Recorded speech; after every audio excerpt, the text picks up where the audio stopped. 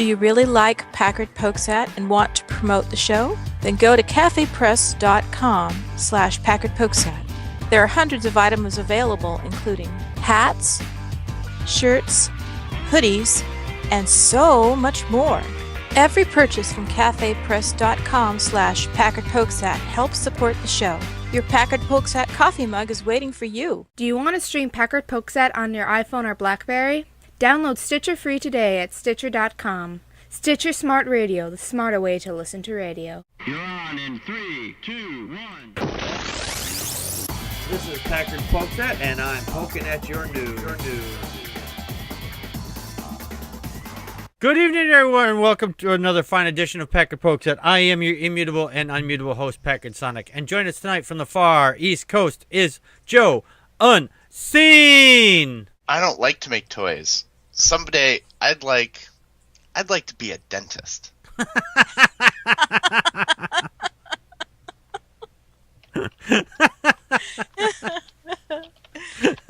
I remember that cartoon so well. And joining us from the far West Coast is Connie, Practical Magic 9. Make it so, number one. Making it so. Make him a dentist now.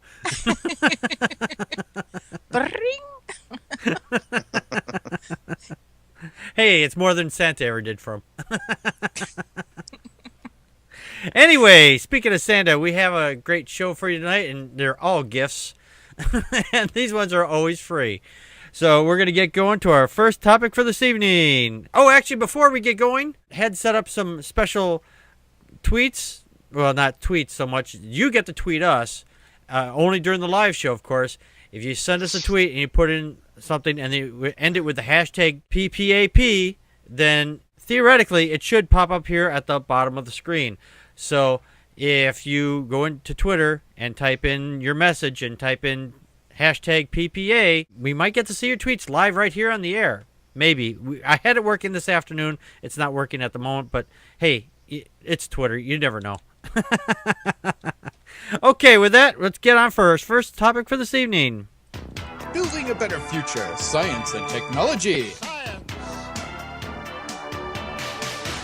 If you're a person who likes to go out to eat, and there's a lot of places you can go out to eat, like, for example, Applebee's or Chili's. And I don't have a Chili's in my town, but there is an Applebee's out here. And why is this in the text section?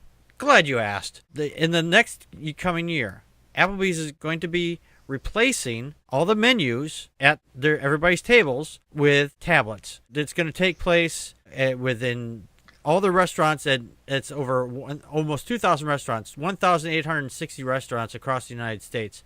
Now, these won't just be menus. They'll be able to order food and pay their bill and, ignore everybody else that's sitting at the table. Because who goes out to eat to talk? Really, you're there just to stuff your face.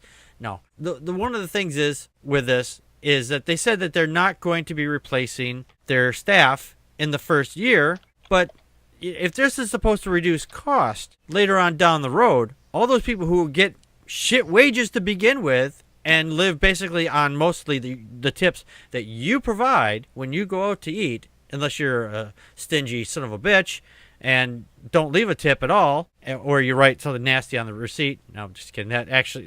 That's referring to a story that happened to some lady who said that some people wrote a nasty note on her tip, and it turns out that was a total lie.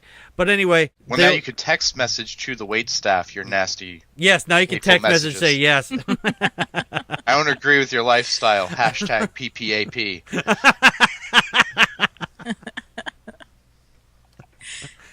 But in any regards, this is going to replace the waitstaff eventually. Eventually, you'll just be able to sit down, take your order, and then your food will eventually come out. You don't even have to deal with a person anymore.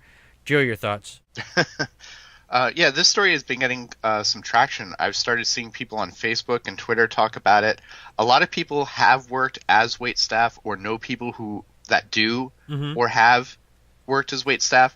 So there seems to be a lot of sympathy for the people of this profession that will now have a diminished role in the dining out experience.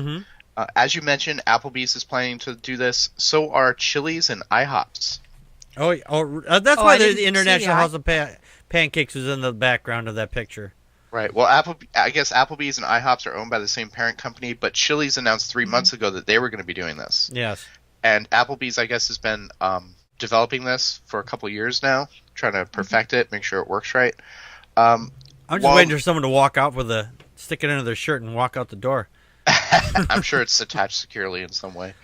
But as you mentioned, they're insisting that they're not going to lay off people. But, that would be a horrible PR move. Like, let's roll out this new technology and fire a bunch of people. It's going to be hard for them to keep extra people on with the speed and efficiency. If the people who used to take orders are now just running food to tables, they can run food to more tables because they're not using their time taking orders. Oh, yeah. So you need less people then. It's just math. It's simple math. What's eventually going to happen is they're going to have less people working in the restaurant than they used to. Yeah. Now, personally, I like technology. I do. I really do. But I think that we're taking away too much of the human equation, especially in a restaurant. Restaurants, you don't go just there to just eat. If you're just going to a restaurant to just eat, go to Burger King. Go to fucking Wendy's. Go to Hardee's. Go to McDonald's. There you don't have to deal with waitstaff. You just go in, you order your food from the clown's mouth, and you drive away.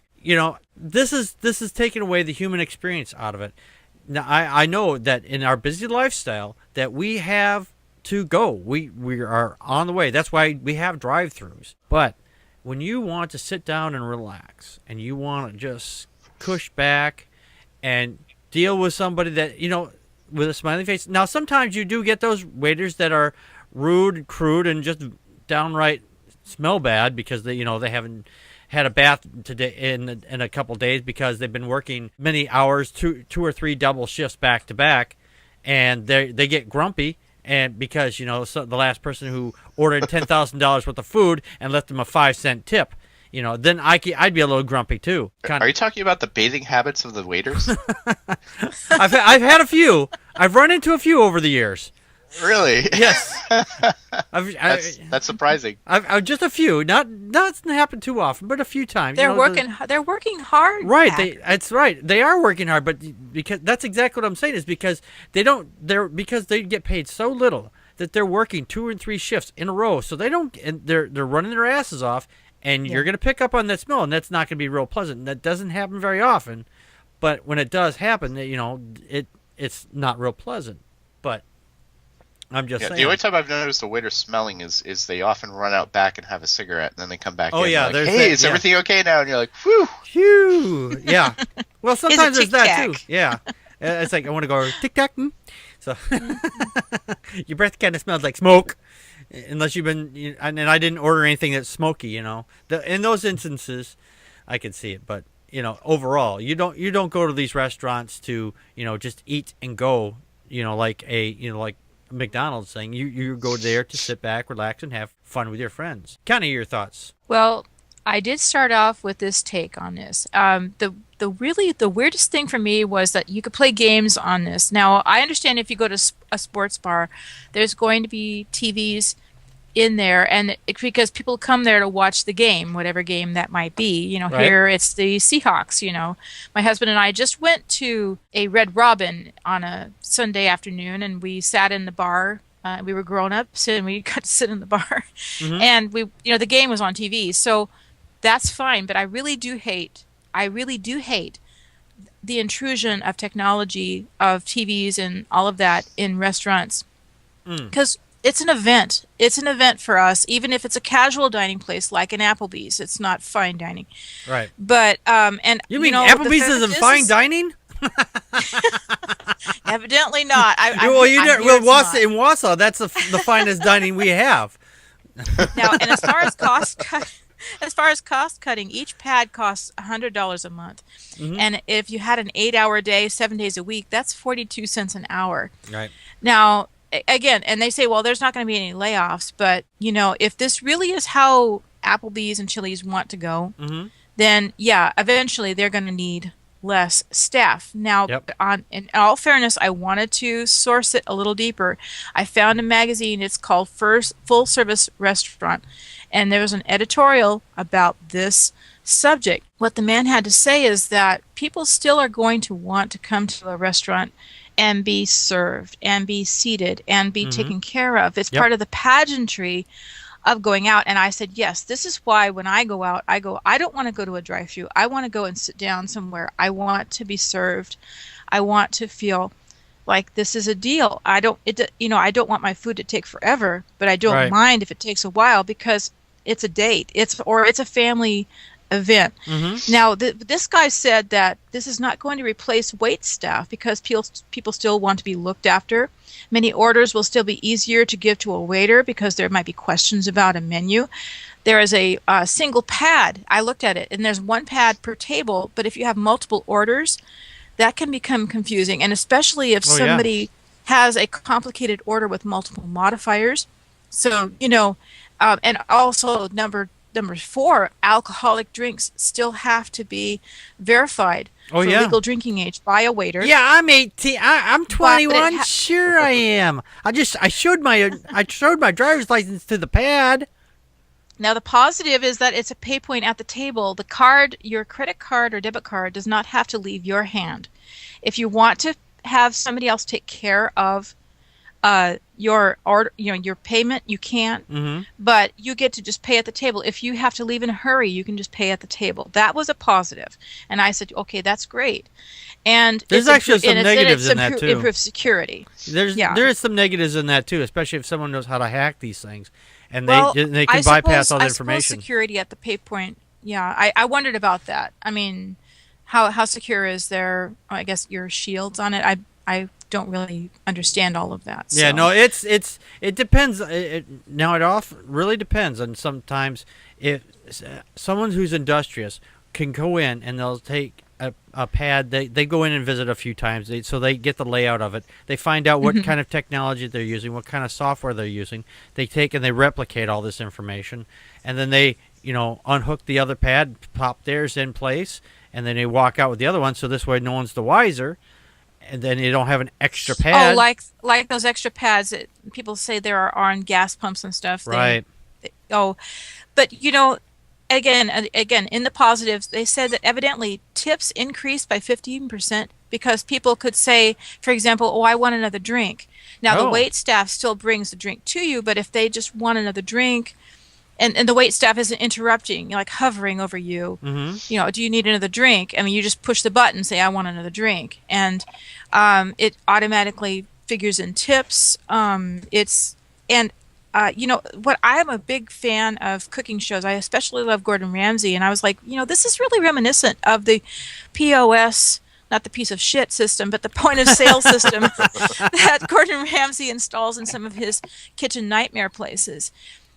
Because the waitstaff is running around with what amounts to an iPad, and they automatically send the order via the iPad to the kitchen, and not only sends the order to the kitchen, but it automatically tells the kitchen computer, okay, we are taking these steaks out of the fridge. We have these many potatoes left. We have this much of this, and it helps you in ordering. So in some sense. I really hesitate to say that this website that I found is all on the up and up because obviously it's restaurant owners. But they were saying that, no, we still need our wait staff. So I think it's kind of a wait and see for me. Yeah. I don't want more games at the table, and I don't want it to replace wait staff. But if it expedites it, if you know what you want, and you sit down and you say, hey, I always get the number 3, I don't have any changes, then that's a plus, and maybe it puts more people at the waiters' tables, maybe. So anyway, that's what I have to say about it. Sure. I really like what Connie just said about the iPads. Like if you're going to incorporate that kind of technology into a restaurant, have the waiter come up to the table holding the iPad and using that technology and putting in the orders. That way you're still involving a human being talking to another human being. You're still using the technology. It's good for the restaurant. It's good for the customers. And that's the happy medium, instead of just expecting the customer to come in and learn an interface, let's say that they don't want cheese on the cheeseburger. How do you do that? How many times have we gone into like a Burger King and said you don't want cheese on the cheeseburger, and the trainee is sitting there like, I don't know if we can do that. And it's like, no, you can do that. And suddenly the guy with the different color shirt comes over and goes, here, you got to hit this, and then this, Yep. and then this, Yep. and then this, and then select no cheese. Or just No, hit no cheese cheese hamburger. on a cheeseburger. I'll take a cheeseburger with no cheese. That's a hamburger. Hey, getting substitutions in food, especially in fast food places, I battle with a lot because I like going to Taco yeah. Bell and I don't eat beef. So I'll say like, can I get that but with chicken? Mm-hmm. And I go back up all the time like, this is with beef. They're like, you said you wanted beef. I'm like, no, I didn't. Now I'm thinking about I used to go through. Lethal Weapon. I Don't would- go to the drive-thru. They screw you in the drive-thru. Yeah, I used to go. I go out, which is very rare. But I would say I would like a soda drink with half orange and half Sprite because it makes it taste better. I went to this one McDonald's. This was many years ago, and I was going through the drive-thru, and this lady stuck her. The manager, I guess, came out and stuck her face out at me and says, I had to go all the way out to you can't special order this. I had to go all the way out into the dining area to get this done because they don't have it up in front. Where the thing is like, excuse me? I'm the customer here. I can order this. Oh my God. Yeah. That's You what want to you write. explain your My role father in would the have written a situation? very strong You want to letter. explain your role? Holy crap. I actually wrote a blog on this point. It's on my personal blog at Packard Pokes at packardsonic.wordpress.com, but you can it's buried in there somewhere. But it's You see this counter? I'm on this side of the counter. You're on that side of the counter. You want and I'm in my money? car. Guess what? And I'm in my car. Oh, you're at the supposed drive-thru, Yeah, I was at okay. the drive-thru. They Yeah. screw you at the drive-thru. Yes. But anyway, speaking of screwing, let's get on to our next topic for this evening. It's the Onion Radio News. No, it's not. Yes, it is. No, it's not. Yes, it is. No, it isn't. This lady over in India, she was scheduled to have a wedding. And 2 days before the nuptials, her groom decided to take off.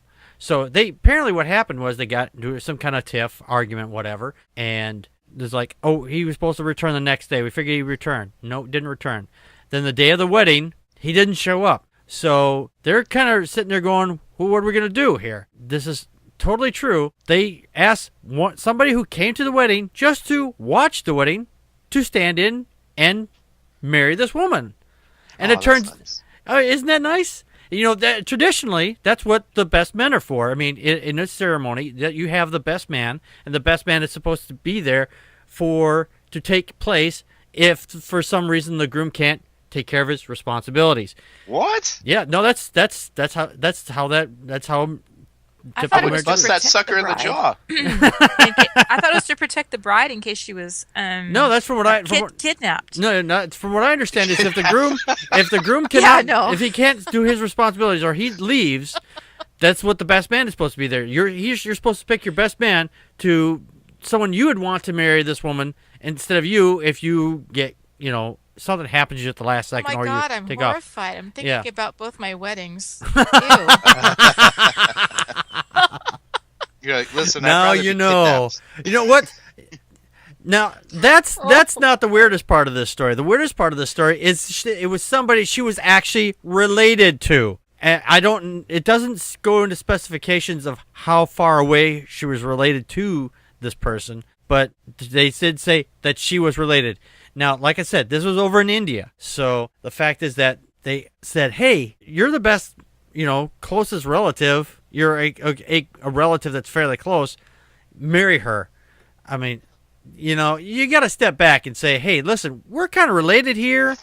And, of course, this isn't Kentucky East, Ding,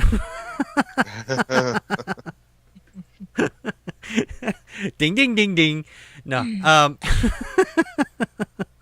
Or Louisiana or Mississippi. But, it's just the fact is that there's the women out there in these other countries. They're being treated like cattle. They basically what it says was that... No, the cattle are holy. Yes. No, it said that if this wedding had not gone through as a stopped marriage, it would affect the girl's future. How? The fact that she didn't get married right that day would affected her whole life? This is just showing that women are being treated like, their property. And this is totally disgusting. Women are not property. As much as some guys out there want to think that the women are property, they're not. Joe, your thoughts? Packard, you stole my Kentucky joke. I'm going to have to pick on Alabama. So, yeah, this article is very brief, and what I got from this is, the relative stepped in, and this was viewed as a kind gesture. That's a quote from the article. Mm-hmm. And the family was very relieved that the wedding could take place as scheduled. And I'm left scratching my head like, okay, so now the bride has to go off with Uncle Buck, make a life, and, God willing, a family. Ugh. Ugh. Hi, Uncle Buck! I mean, the only thing that makes it seem even plausible is that, yes, like you mentioned, it took place in India. And no, it wasn't Kentucky. But, not for nothing against people in Kentucky. It's a fine state, fine people. But, they are really inbred there. Like, that's just a scientific fact. Yeah. Those jokes aren't there for nothing, people. Connie, your thoughts? Well, one of the statistics is that 47% of the women in India are married by the age of 18. I don't fully understand everything. I know there's laws against dowry laws right now, but it's an extreme financial disadvantage to have a daughter. Mm-hmm. An average wedding in southern India where this took place is upwards to almost $50,000. Wow. So I am wondering how much of the dishonor is just the fact that the parents sunk this much money into it. A wedding can take place over a period of like 3 days or more. Mm-hmm. It's just a movie, but I watched the movie like last year called Monsoon Wedding, and it was an extremely crippling thing. Marrying your daughter to somebody of wealth was kind of desirable. Now, as far as the marrying your cousin thing, that is something, cousin marriage is something that is okay in southern India. Cross-cousin marriage are permitted. In Michigan, too, by the way. Even between a maternal uncle and a niece, according to Wiki. So, that's also valid. In first cousins can get married in Michigan as well, by the way. If you look at the map of the United States, evidently first cousins can marry in California, too. Oh, that explains a lot. Yeah. I just like... the fact is that evidently too, and another site I found said that if a family wanted to back out of the original marriage proposal when mm-hmm. the parents met the groom's parents, that was acceptable. But it sounded like after that there were like 4 more meetings, 3 or 4 more meetings that happened. I can't remember how many that would happen, and so at that point it would be a disgrace. Yeah. I guess it depends on how literally people take, their religion and their social, mores. So, yeah, it's and it does. It to me, it's just it's really awful. There's all kinds of conflict too in India right now about women who are claiming abuse, and so they're suing husbands, because the men are trying to claim that the families of the brides are trying to just make a money grab. Again, because of how much money is involved in a wedding and how much it's like aligning families still. Yeah. And it's very primitive. Oh, so, yes. Yeah. This guy, he was encouraged by, but the news spread around the town like wildfire when Siva Kumar, a relative of the bride who had come to take part in the wedding, agreed to marry Ponradha after his relatives persuaded him to do so. Mm-hmm. So it was really a matter of not losing face, or maybe not losing the reservation on the hall. I don't know. There's a lot of food and everything involved. So right, we're still having our party. Yeah, I just want to read something here that Dawkins Dog in the chat room says. He says, great thing with incestuous marriage, you get 6 fingers a hand to put rings on.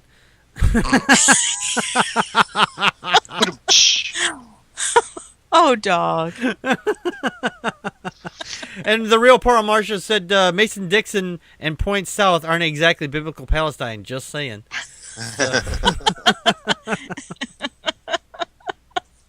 And if what Connie said about California is true, then Kentucky is totally off the hook. Yes.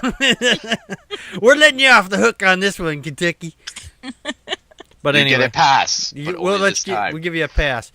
But anyway, before we go do the rest of the show here, we're going to take a short break to give you all the information on how to contact us. And you can also contact us by voicemail. And the phone number to give us a call is 662-709-PPAP. Or 662-709-7727. Some people have been having some issue with it. Joe tried it out this afternoon. If you call and you hear the beep, and in the middle of your message it starts ringing again, just wait for the ringing to stop, hear the message again, hear the beep, and then leave your message. Right. Yeah, just remember, do it after the second beep. We'll do it after any beep, but just be prepared to say it again after a second beep. Right. But we do have an email and a voicemail, but we'll play those here a little bit later after this. We're going to do is you're going to give you all this contact information and ruin the rest of the show for you. So we'll get to that right now. Would you like to contact us? Your host, Packard Sonic, and his very honored and crazy co-host, with occasional guest hosts, enjoy your comments or suggestions. You can reach us 28 hours a day, 8 days a week on A Can on a String, Smoke Signals, Star Trek Communicator. Those may not work, but you can contact us on Twitter as Packard Pokes At, and by email at packardpokesat@gmail.com. You can also listen and join in the conversation live Friday nights at 9 p.m. Central Time on vaughnlive.tv/PackardPokesAt. You can find past shows on iTunes, YouTube, Mixler Radio, and Stitcher Radio. Help us out by rating, commenting, subscribing, retweeting, and reposting the show wherever you can. Click the like button on Facebook/PackardPokesAt to join in the conversation. Would you like to help keep the show running and pick up some awesome Packard Pokes At merchandise? Visit cafepress.com/PackardPokesAt today and buy hats, shirts, or one of over 300 other items that are also available. Visit packardpokesat.wordpress.com for links to the news articles covered tonight and more information on this or other episodes. We hope you enjoy the show. Thanks for listening and your support. And thank you, Joe. You did a good job of that. That wasn't me. It wasn't you? Was that who was that? I was in the bathroom. I don't know who that was.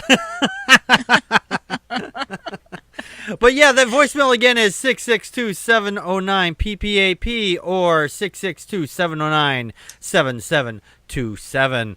All right. You couldn't get 666? I tried 666, but the devil kept calling me and say, "Hey, don't take my fucking number." Did it sound like Pat Robertson? Yeah, it did sound like Pat Robertson. Speaking of which, we're going to get into our next topic right now.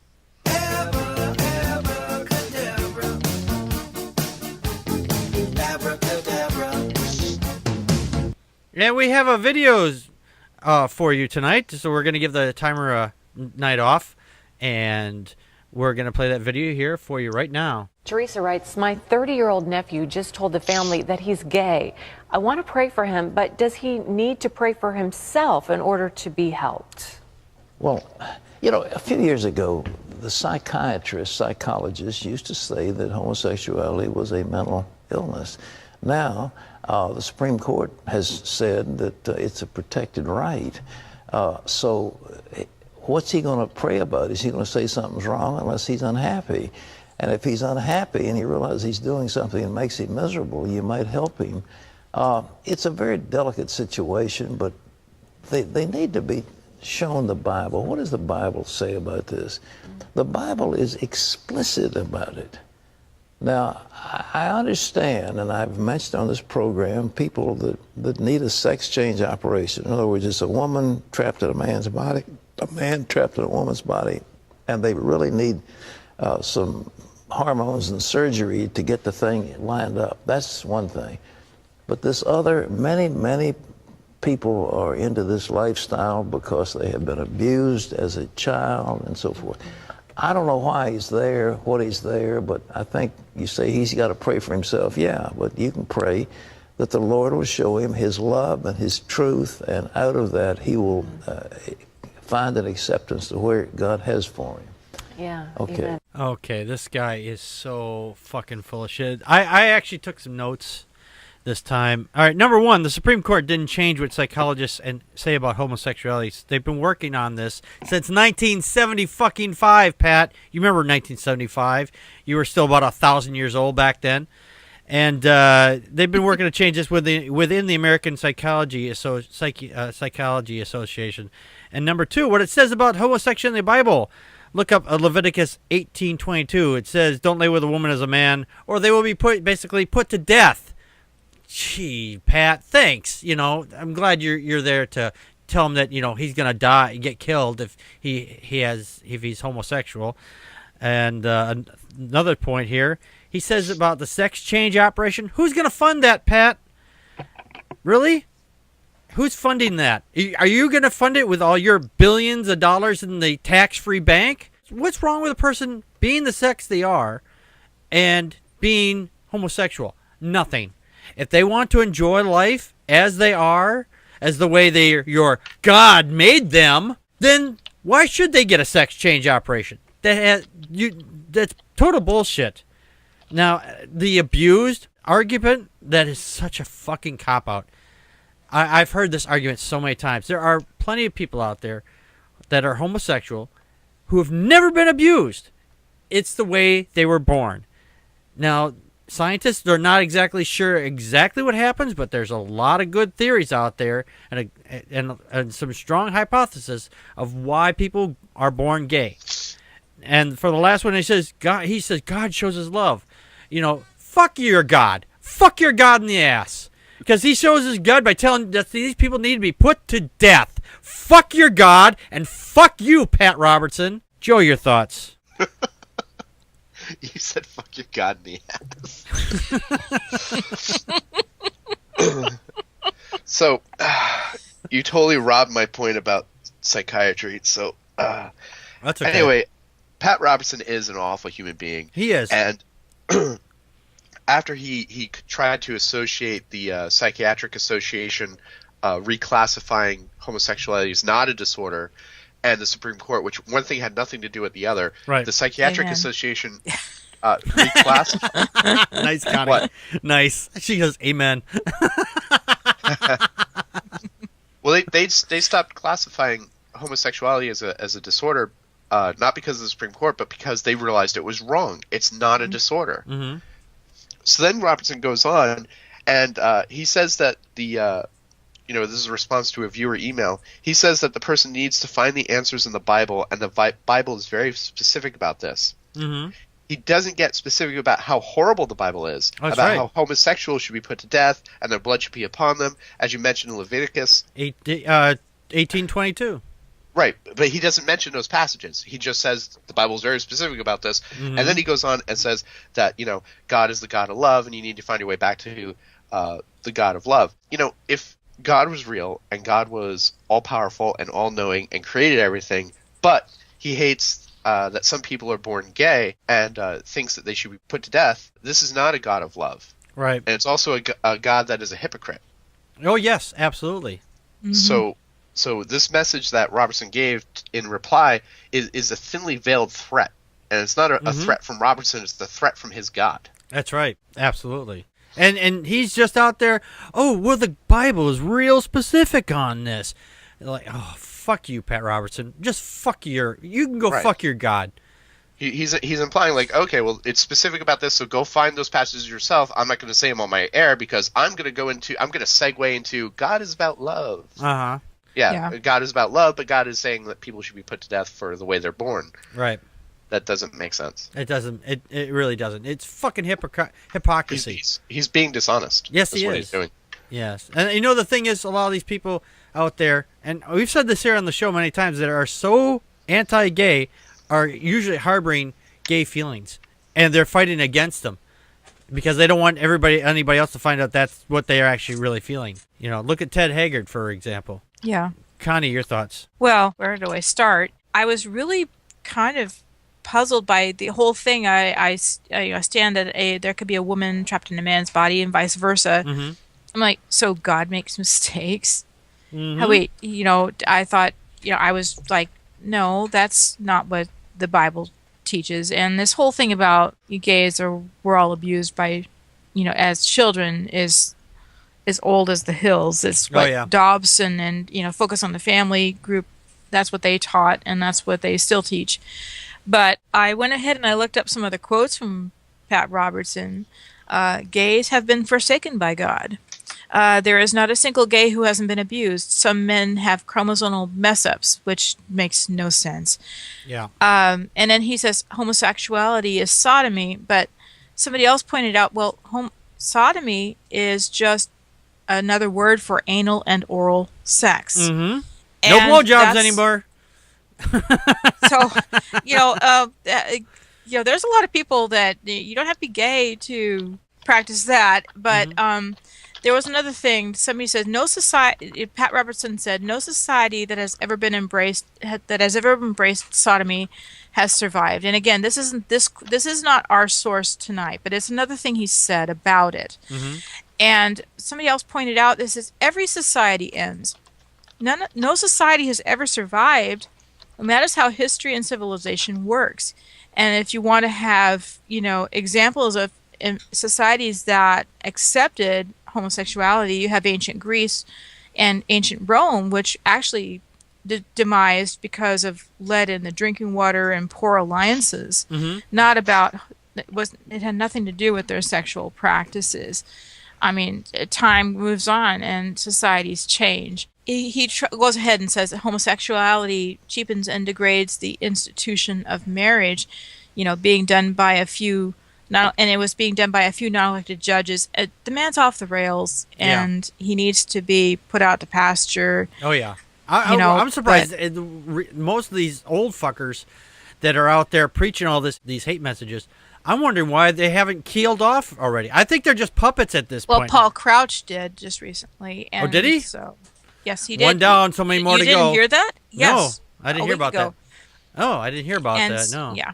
Yep, but, He wasn't on my radar, I guess. His sons still carry on with TBN Ministries and his wife, so. Oh, well, hell. Yeah. Wait a minute. The old guy that owned TBN has died? Yeah. Yes. Wow. I didn't hear that. Yeah. See, I didn't hear it either. That's why. Nobody reads my tweets. No. Yes, he did. He did. Not to dance on his grave or anything, but. Wait a minute. Yeah. Get me the address of his grave, and we're gonna go out and dance on it. I think. I'm gonna get out my wooden clogs. Oh, I'll bring my Ouija board. Okay. He says atheists were right. There's nothing here. The last time I read anything about them, because it's a family that owns TBN, I read that they own a lot of side businesses, a lot of cattle and farms and stuff in Texas, and that there's a lot of questions about how they use the funds. Like funds are donated to the church, but then they're out there buying these big expensive mansions for themselves and buying these businesses with this money, and it's in their name, not the church's name. So where'd the money come from? And right. Yeah, there's a lot of shadiness going on with that. Absolutely. But anyway, nice bunny trail. Yes. Speaking of big surprise. Yeah. Speaking of money trails. No, I said bunny trail. Oh, bunny trails. I thought I said money trails. But you have money on the mind. I know. I do have money on the mind. I do have money on the mind. That's why I would like people to go to patreon.com and /Packard Pokes At and make a donation so I can keep the show running and keep the lights on here. And if you donate over $50, you'll get a free hat. And if you donate $100, you get a free shirt. And if you donate $200 or $500, I don't know which one it was. Joe will come and do a lap dance. Joe will come and do a lap dance for you. Sorry, you don't need to donate for that. You just have to hit me up. If you pay for my travel, yeah, no problem. I'm there. There we go. You donate $1,000, I'll come to your house and do a lap dance for you. Or I'll fix your computer, whichever comes first. Or I'll do a lap dance on your computer. Attention people with $1,000 to donate. His lap dances aren't worth it.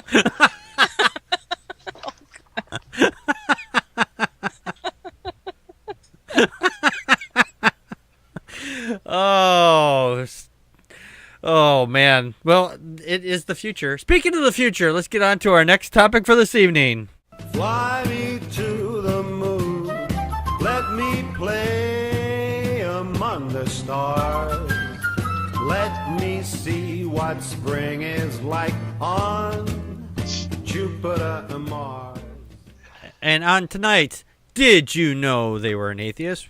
We're going to be talking about somebody who lived in the future. Sort of. Not really, but the way it was portrayed by somebody that a lot of people know of, and his name is Will Wheaton. He played, he's an actor, and he's a blogger, and he does all kinds of stuff out on the internet, and he played Wesley Crusher on Star Trek: The Next Generation. Now, that guy. Yes, that guy. And Will Wheaton? Will Wheaton. I'm sorry. Why are you putting so much emphasis on the What are you talking about? What are you talking about? It's not dessert without cool whip. It's not quip. No, sorry. We're referencing something completely different, but if you don't have any clue what it is, we're not going to tell you. You got to go and find out for yourself. No, it is not. It's perfectly relevant. But anyway, he said on a post on his Tumblr account, he says the law and its sponsor, the state representative Tom Reiner, have been the subject of controversy since the law first surfaced in 2006. Yet the Kentucky State Supreme Court has refused to review its constitutionality despite clearly violating the First Amendment's separation of church and state. Fuck everything about this, and fuck everyone who claims that there's some kind of, quote, war on religion, unquote, in the United States. Signed, an atheist. That's directly from his Tumblr blog. So, yeah, Will Wheaton, he's an atheist. Joe, your thoughts? Shut up, Wesley. Just shut up. Said more than once on this show. As a late 80s, early 90s Trek nerd, I was on the bandwagon of hating Wesley Crusher. Mm-hmm. He was the whiny kid on the starship that was an easy target for fans. Later in life, I realized his character wasn't so bad. And now Will Wheaton, the person, has become kind of a geek icon. Mm-hmm. He's all over social media. He's always at Comic-Con. He makes hilarious appearances as himself on The Big Bang Theory. Yes. So I've actually become a bigger Will Wheaton fan later in life than I was when I was watching him on Star Trek: The Next Generation. I always liked his character. I don't know what everybody else had a problem with it, but me either. I always liked it. I loved it. I liked it. But that's okay. Go ahead, Joe. I'm sorry. Sorry. In the Next Generation drinking game, if Wesley died, it was the final step, like all these shots that you would do. If Wesley died, you were to turn off the TV and go lay down. Oh my God! Because it was like the greatest thing that would happen. But yeah, I mean, I go back and I watch, and he wasn't so bad. And he left the show for a while, and he would make guest appearances here and there. And he was at Academy, and I kind of liked those episodes. So it wasn't so bad. It was just easy to pick on him back then. Yeah. Well, when he did come back from when he was gone back to the Academy, he came back, and one episode he acted it wasn't him. It was just the character he portrayed, the way he was written. He acted like a total jerk ass. But like I said, I don't blame him for that because that was just the way the script was written for him. And then he comes back, he goes away again, he comes back again, and he's even more of a jerk. And now he's like, oh, now I got to do more studying. That's where he screams, no! And everybody freezes in time. He's like walking through laser beams and all this other shit. And that's when we're on some planet that's in the Cardassian border right before they spun off Deep Space Nine. Yes, I am a geek. I know I know the lexicon very well. But well, I hope so. It's Star Trek, duh. But again, that I didn't blame him. I blamed the writing on that because they made him look like a jerk, and he had a great storyline going, and they just kind of fucked it up right towards the end. I don't know why they did that. It's completely oblivious to me, but what the hell do I know? I just watch it. Right. And he's so not a jerk. He's Will Wheaton. He's Will Wheaton. Will Wheaton. As for him being an atheist, he made some humorous jokes. He once said that Benny Hinn and James Dobson are on the same rocket to the center of the sun when Will Wheaton's the king of the world. Yes. Yes.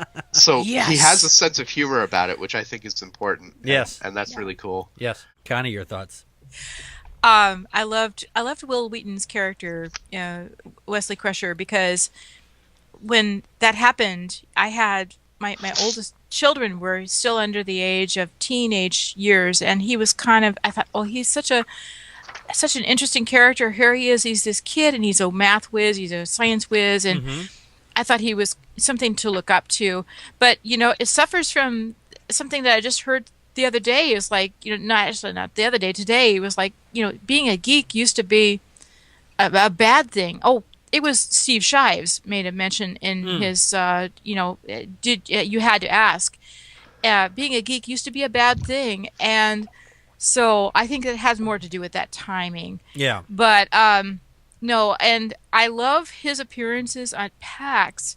My favorite one was 2011 when because they were playing D&D live on stage, and here's his character out there playing his elf, and they actually had a guitar player and a recorder, a flute player, come out and play music. And I love his appearances on The Big Bang Theory. He was just on just recently, as a matter of fact. Yes, so funny, and again the Family Guy references to him too. Anyway, yeah. Yeah. Yeah, I just saw that. I got around to seeing that one today, and he's like, "Oh, can I get the blow the whistle? You should go." He comes all the way over to his house to help Sheldon know. He's like, "No, you should go." Yeah. Yes. That and the episode in Family Guy where Stewie brings down the cast from Next Generation, takes them around for the day. Yeah, I remember that. Yeah. What are we doing here? So I'm so excited that he's such a, I don't know, he's so integrated with both atheism and rationality and geekiness and and sci-fi. Right. All the things I really kind of love. Yes. Anyway, Will Wheaton, he's an atheist. He's out on Twitter, by the way, and I'm afraid I don't have his Twitter account on me at the moment. I follow him, but I don't have it. I'm sorry. Yeah, I don't have it in front of me at the moment either, but you just Google Will Wheaton and the word Twitter, you'll find it. It's real easy. Anyway, before we get out of here, we have a voicemail and we have an actual email. Checks in the mail. Hey, you're beautiful. Don't ever change. You know what I mean. And our email says, it's from MacNuts2. It says, "Hey man, I really enjoy your shows and especially enjoyed the segment with Bob Smirfak. Usually when someone talks to a scientist or public educator, I'm not interested in personal details, but more interested in details about their work and intentions of their work. But with someone like Bob, the personal stories were extremely interesting. The personal info regarding artists, writers, etc. are interesting. Such things do help me inform what they are doing. Bob is so funny, you gotta wonder where that comes from. Anyway, I love what you guys are doing and will follow wherever it shows up. Big thanks to you and your associates for the effort that goes into this. Mac." That was great. Thanks, Mac. Thank you, Mac. Thank you, McNuts. Thank you, McNuts. Mm-hmm. Yeah, McNuts too. Yeah, he's been following the show for some time, and it's when we were over on that other channel. But yeah. Really? Yeah. Really? Yeah. Oh, cool. Yeah. Nice. Yeah, it's nice to know that he's out there and so many other people out there. So thanks, Mac. Yes, thank you. Exactly, McNuts. Thank you so much. Yes. And we actually and speaking of mail, we actually have a voicemail, and we were talking about that earlier. So remember, wait for the beep, and if it starts doing your message, get prepared to do it again. But we actually have a voicemail. The person you're trying to reach is lying naked in a tub of Jell-O. Leave your number or call back later. Much later. Wait, what? That was left for us? No, that's our new mail sound. That's I was gonna say, my God, I hope he left contact information. No, that's our intro sound for the mail. We're still working. We got this all new, so we're still working this in. But here's the actual voicemail.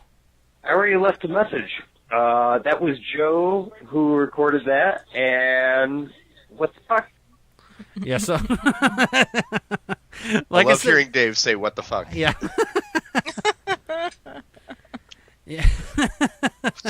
I wish I picked up his original message that he left us. I guess he got confused by the double beep. Yeah, I think he did too. So it's hard to say, but I'm just so glad that someone is out there leaving messages. So go out and if you get a chance to, if you got a cell phone, and most people do, it's a free call. So, and just if you have to record it twice, record it twice. We're still working on this. It's a new technology for us, so please, give us some time. There's these thin markers called Sharpies. Go to the gas station and write the number on the gas station wall. There you go. Write it on the gas station's just write it on the attendant's face. For a good time, call. No, write it in the bathroom. No, write it on the attendant's. You write it on the Packard attendant. Pokes At. Write it on the attendant's face. This way, that every person that they see, they'll say right there in their forehead. No, kidding. Don't do that. Don't do that. But really, write it on the bathroom wall. Anyway, well, we really must get out of here. We're way over time. But anyway, I want to thank you for everybody for coming. We'll be back next week with our regular longer show, and we'll have a lot more news stories for you to talk about. And this has been Packard Pokes that we just poked at your news. And that's a wrap.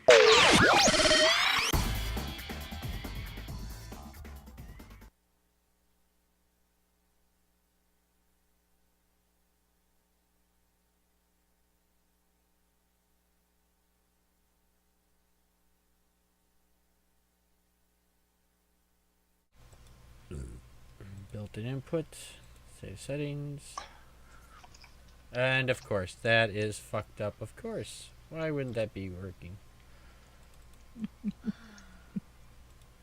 Why wouldn't it be working? Why would it be working? Why would it be working? There we go.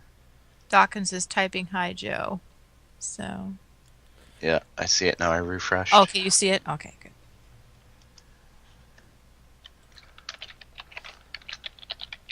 All right, we should be live now. All right, we should be live now.